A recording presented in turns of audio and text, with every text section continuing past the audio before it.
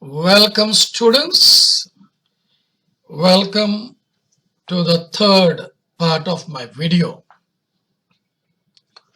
The topic for today is liberty and rights.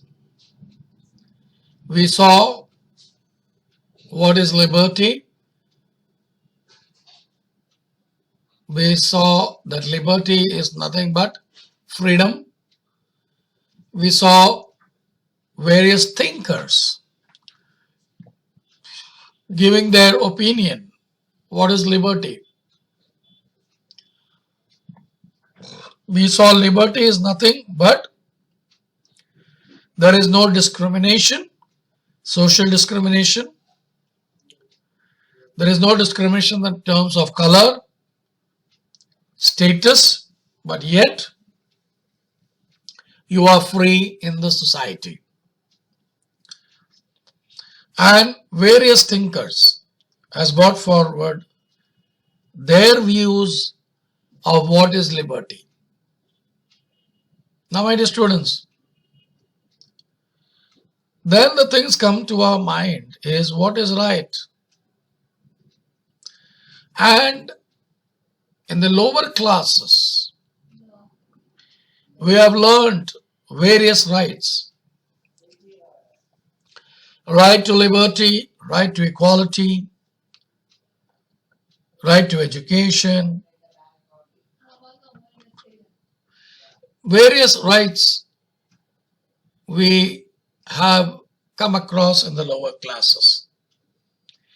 Here, at the higher level, we have seen what is right, and various definitions have been given by various thinkers. By Harold Lasky, he said, rights are those conditions of social life without which no man can seek in general to be himself at his best. Then we classified the rights: natural rights, moral rights, legal rights. Then we subdivided the legal rights into two: civil rights and political rights. Now, my dear students, now we will go further and we will see what is human rights. As we all know, the human being, the day when he or she takes birth, that very day, human rights starts. Simple. I have said in a very simple way. Human rights are natural rights. The day when you are born, the day when you come to this earth, your right starts.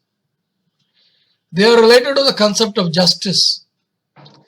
These rights are universal in nature and they are all given to all humans without any social discrimination. And why do this human being requires these rights? It's very simple.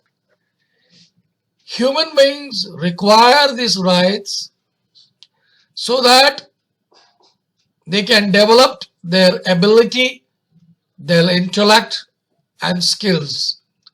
Similarly, these rights are necessary to uphold human dignity and values.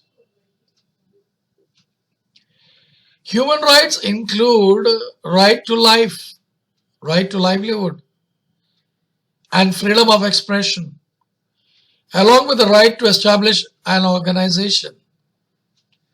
These rights are dynamic and develop with changing time. Hence, today, we not only speak about civil and political rights, but also discuss about the right to information, right to pollution-free environment, and United Nations created the Universal Declaration of Human Rights, UDHR, on 10th December 1948.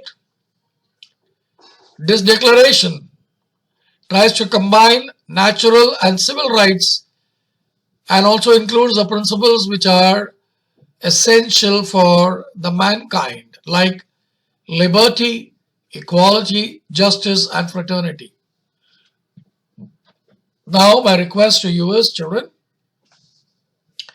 just think and make a list of all the human rights which are mentioned in the Universal Declaration of Human Rights.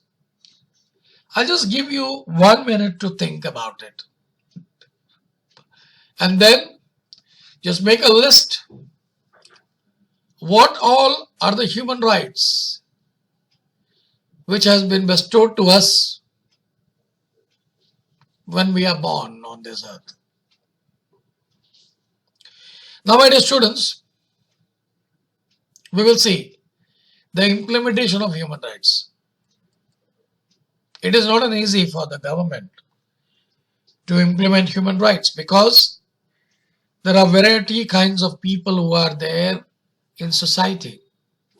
Some are rich, some are poor, some are superior, some are inferior, some are black, some are white. Some belong to a superior religion, some belongs to the inferior religion.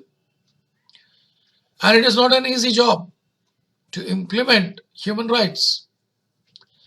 Now we will see here the implementation of human rights requires favorable social, political, and economic conditions. Since it is difficult to implement these rights, we find human rights are violated in the world.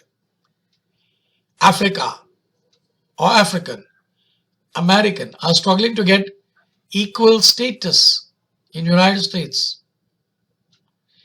India continues to experience caste-based discrimination.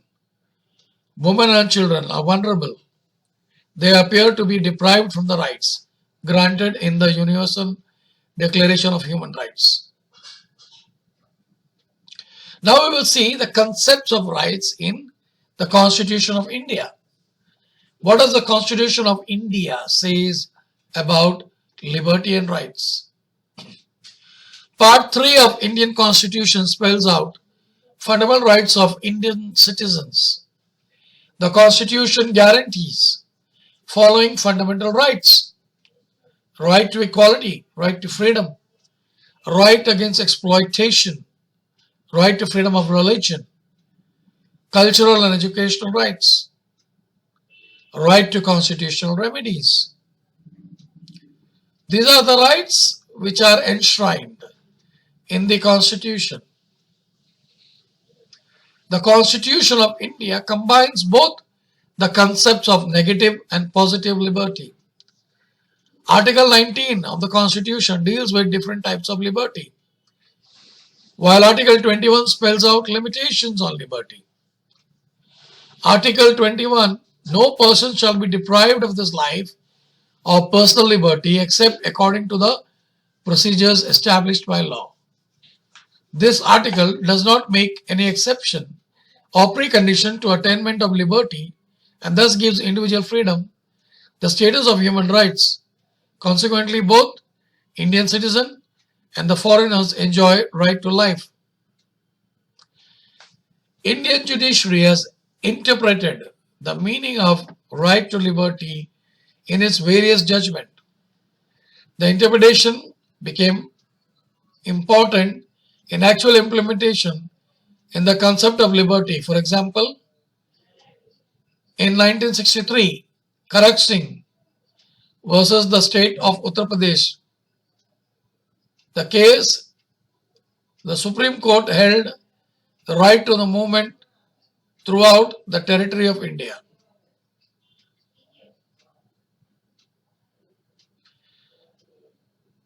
In 1981, Francis Mullen versus Union Territory of Delhi, the case of Supreme Court spelled out comprehensive meaning of liberty It interpreted the right to life as a right to live with dignity. This included nutrition, food, clothing, shelter, freedom of expression, freedom of movement as fundamental rights. In 1989, Ram Sharan versus Union of Indian case, Supreme Court again interpreted Article 21 in a wider context. The court included protection of tradition, culture, and legacy, which is giving the meaning to life as a concept of liberty. In 2017, K.S. Puttaswamy versus Union of India case, the Supreme Court has declared that the right to privacy in fundamental rights under the Constitution of India. Recently, Supreme Court has included clean, pollution-free water, air as an aspect of liberty. Thus, I would like to conclude, my dear students, saying that in this chapter we have seen the meaning of liberty, the meaning of right, and also try to understand them in context of India. In the next chapter, we will see two other concepts, that is equality and justice. Students, I conclude this lesson. Thank you for your patient hearing. It's a request. If you like it, please like the video. If you have not subscribed it, please subscribe it. And the people are not aware of this channel, please give this awareness by sharing with others. And I wish you all the best for your examination. Have a wonderful year.